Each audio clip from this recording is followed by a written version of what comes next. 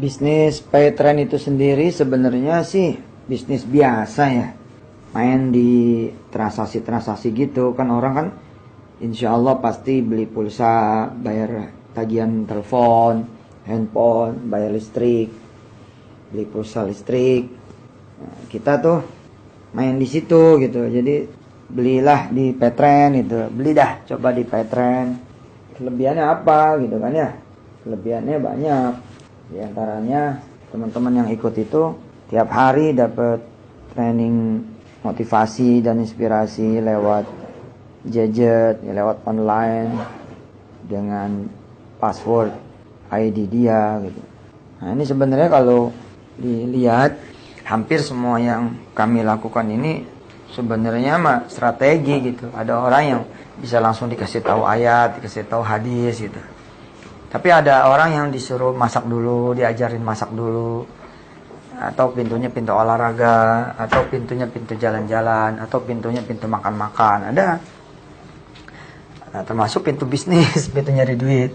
Pada saat dia udah tergabung ya, kita ajarin itu apa-apa yang bisa kita ajarin buat memperbaiki sama-sama kehidupan kita, mengubah sama-sama kehidupan kita ke arah yang lebih baik lagi gitu. Ya. Jadi ada juga yang bisa masuknya lebih pintu fashion. Nah, kita masuk ke industri fashion. Tapi orang-orang yang begitu tergabung di industri fashion kita ajak duha, ajak tidak berbohong, ajak jujur, ajak bertanggung jawab, ajak membantu. Gitu. Nah, ketika orang kemudian bayar pulsa di kita, beli pulsa di kita, bayar listrik di kita, bayar pulsa listrik di kita, ya. Kemudian bayar-bayar yang lain tuh, tagihan-tagihan kredit ini, kredit itu, BPJS termasuknya, beli kereta api, punya tiket, pesawat, segala macem. Nah, yang kita kemudian bagiin jadi multi levelnya apa? Ya, keuntungan kita dari administrasi. Nah, ini kan menjadi keuntungan semua orang, semua lembaga, semua perusahaan yang main di industri payment. Jadi ketika kita misalkan beli di swalayan A, di swalayan B, tiket kereta api misalkan, itu mereka dapat 7.500. Nah, kita juga dapat. Nah, bedanya mereka di-keep buat organisasi mereka, buat badan mereka, buat usaha mereka. Ya, saya bagi kepada siapa secara sistem. Kok orang bisa beli di paytrend? Informasi dari mana? Nah, kita bagi itu sesuai dengan kemudian pekerjaannya dan usahanya masing-masing. Udah kita bikinin sistemnya. Adapun tentang pokoknya sendiri nggak ada yang kita tambah. Jadi kalau pulsa misalkan sekian ya sekian. Fee-nya aja, fee transaksi gitu. Nah, yang kita kemudian aturin, puterin, bagiin gitu. Orang beli pulsa listrik, bayar listrik di kita nambah nggak? Nggak nambah. Nah, tapi kita dapat tuh, kita ya, ada biaya administrasi dan kita dapat fee-nya. Nah, itu yang kemudian kita bagiin. Jadi insya Allah lah, mudah-mudahan. Apalagi kemudian ada teman-teman yang lebih mengerti bisa memberikan kami perbaikan-perbaikan. Insya Allah mudah-mudahan bisa lebih baik lagi. Karena transaksi ini juga menjadi darah gitu, menjadi darah bagi ekonomi.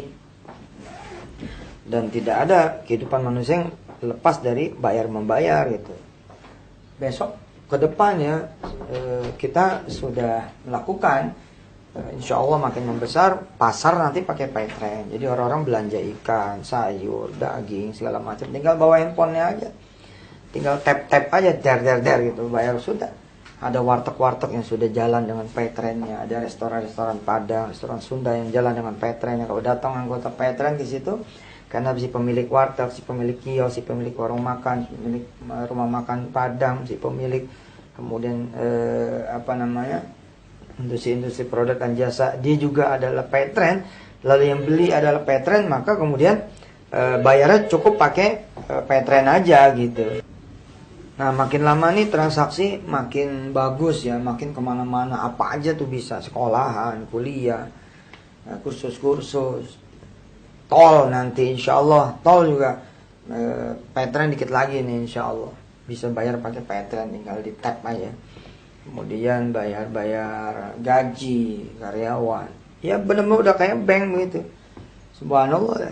Apalagi kalau kemudian kita bisa nerapin single bank, atau banknya punya kita sendiri, bank syariahnya kita sendiri. Wow, keren. Nah, contoh ya, 1 juta pelanggan kita, itu kan kalau mau bayar-bayar dia pasti deposit dulu.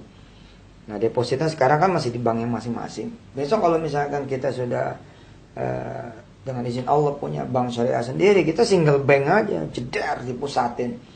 Waduh, kalau 1 juta, lalu kemudian bayar-bayar yang orang itu deposita 1 juta aja, itu 1 triliun loh. Ini kan untuk menggerakkan ekonomi umat, Masya Allah gitu, kalau duitnya ada di tangan kita, kita yang mengendalikan dengan izin Allah. Ya kan, sebaik-baik duit juga dikendalikan sama yang soleh. Emangnya Ustaz Yusuf soleh apa?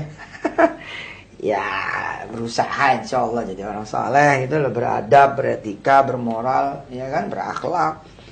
1 triliun loh. Dan pengalaman saya, orang-orang yang deposit itu paling makainya 40%, 50%. Sementara bulan depannya udah top up lagi, top up lagi, top up lagi. Jadi tabungan dia gitu. Dahsyat ini. Kalau bisa 10 juta, terus setiap orang tuh depositnya 2 juta. Karena dia mesti bayar angsuran mobilnya, angsuran rumahnya, angsuran motornya, BPJS, segala macam. Belum lagi perusahaan-perusahaan, dia taruh duitnya di situ ya kan. Buat bayar BPJS karyawannya, buat bayar kemudian pajak perusahaan dan karyawannya. Waduh, berapa tuh? Kalau 10 juta, 2 juta aja depositnya, deposit buat paymentnya dia pada, itu udah 20 triliun loh. Wah, luar biasa. Nah, kita insya Allah menghindari money game kita. Untuk menghindari itu saya pakai Dr. Irfan Shokibek ya, anaknya putranya Kiai Didin, putra Kiai Didin. Saya bilang tolong dibenahin deh ini, jangan sampai ada akad-akad yang batil, akad-akad yang salah. Saya juga datang ke sana kemari, ya minta nasihatnya. Setiap ada nasihat masuk akal dan keterima sama kita, terus juga kita rasa dia yang benar, dia yang betul, ya kita ikutin saran-sarannya, perbaiki untuk menuju pada kesempurnaan insya Allah. Saya dulu memang udah mengira ya, dulu kan saya tuh orangnya merhatiin melulu gitu lah, apa aja saya liatin, saya merhatiin, saya catat-catat gitu. Nah, akan halnya dengan ini tuh dulu saya lihat iklan-iklan perbankan itu, ayo tingkatkan saldo Anda, tingkatkan saldo Anda, tingkatkan saldo Anda gitu.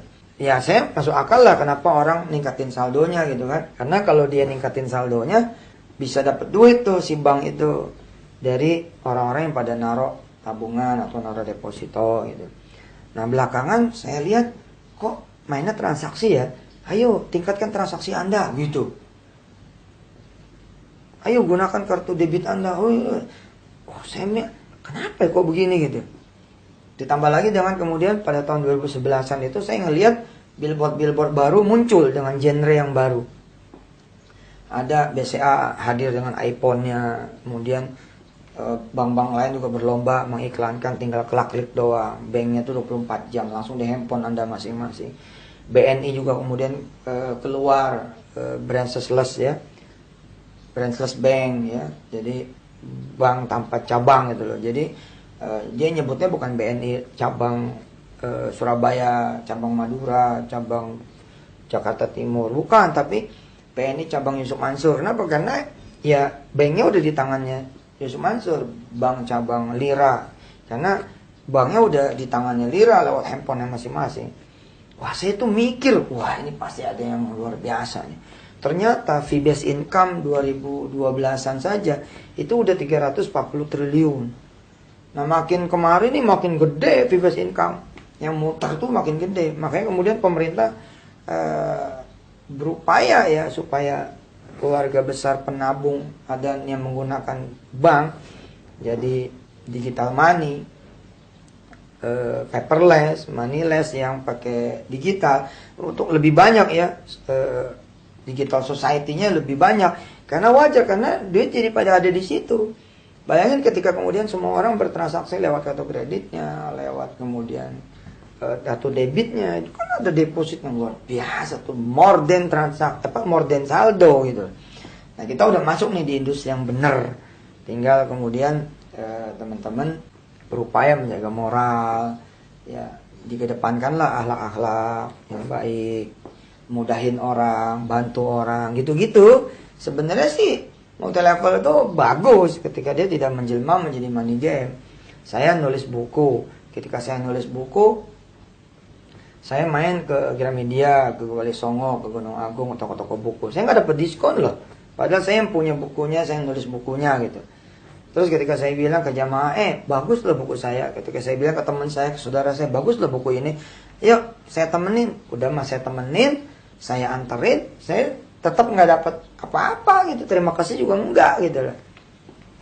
Nggak dapat diskon, dia nggak dapat diskon tuh teman saya, sahabat saya, kawan saya, jamaah saya. Ya orang-orang yang saya kasih tahu. Saya ya apalagi ketika dia senang sama bukunya, kemudian dia sampaikan lagi kepada yang lain, sampaikan lagi kepada yang lain, sampaikan lagi kepada yang lain. Ya tetap aja nggak dapat apa-apa karena memang sistemnya tidak mengenali bagi reward, bagi hasil, tidak mengenali itu. Nah, pemerintah kan sudah menetapkan payout-nya maksimum 40%. Lebih dari itu patut dicurigai. Nah, kami alhamdulillah veteran kita ini alhamdulillah nih sudah standar regulasinya dari A sampai Z.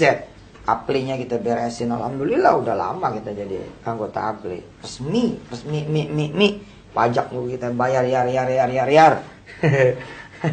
Sampai pajak karyawan kita bayar semua, pajak transaksi juga kita bayar tuh, pajak transaksi. Oke. Bener deh, saya alhamdulillah loh bisa punya perusahaan kayak Petren dari A sampai Z itu bener bersih. Allahu Akbar. Nah, ini yang membedakan gitu ketika kemudian si buku itu di multilevelkan. Sebenarnya yang di multilevelkan itu kan payoutnya itu ketika kita membagi toko-toko buku ya atau agen-agen buku sebesar 15 sampai kemudian 55% kalau pembelian tunai, itu yang kemudian di multilevelkan. Harga bukunya enggak berubah. Kalau 50 ya 50, kalau 100 ya 100. Ya inilah yang benar gitu harusnya.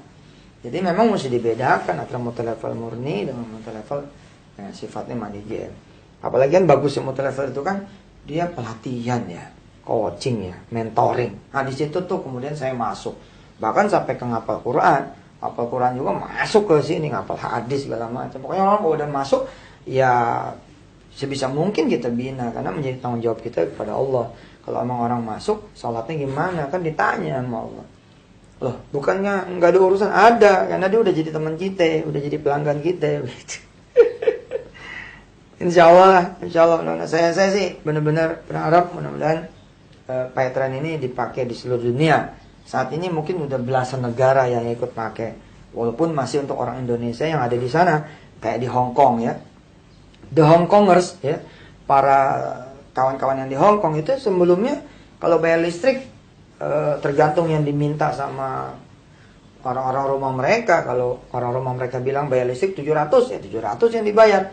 Nah setelah mereka daftar, mereka jadi tahu, oh ternyata nggak 700 kan. Begitu dia daftar nih kan keluar tuh, dia mau bayar listrik kan keluar ya sampai koma-komanya. Misalkan bayar listrik ternyata cuma 134.129 rupiah.